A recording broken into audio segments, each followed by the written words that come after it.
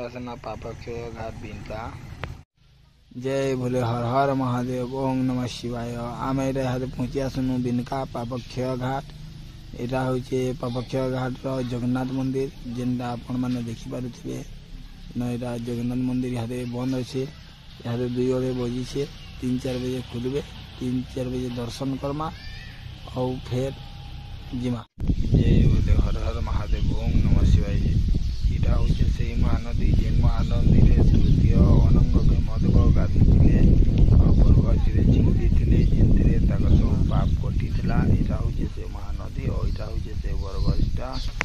इतिहासकार मैंने कहसन जे तृतीय अनंग भीमदेव को जिते बेले रोग होता कुष्ठ रोग से ठुकी दोषरे भी मुहले कीड़ा पड़ूला जिते बेले से भगवान शिव को उपासना करते और शिव सपन आसिक कही तुई जा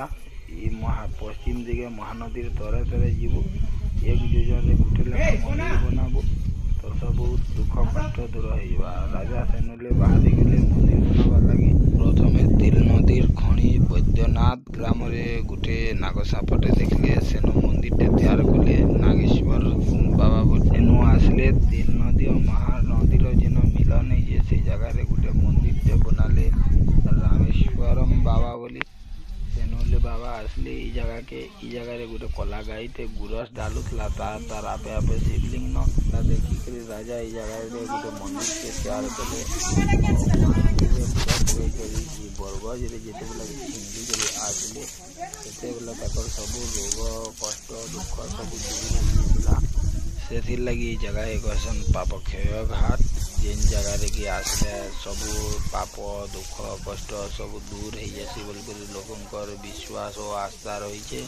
से शह हजार हजार लक्ष भक्त ये जगह के आसन और इन बोर्ड पकई कर बरगछे का चिंगलीसन बेसी कर इन श्रावण शिवरात्रि और चंद्रग्रहण सूर्यग्रहण रे बहुत बहुत लक्ष लक्ष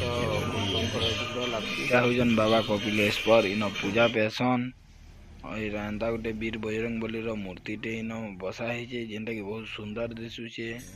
और जगन्नाथ मंदिर टा हेतक बेला बंद थिला यहाँ खुला न जो दर्शन करमा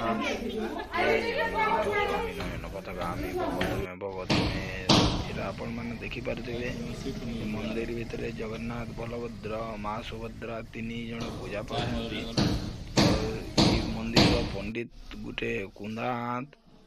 जय जगन्नाथ स्वामी ओम नमः शिवाय।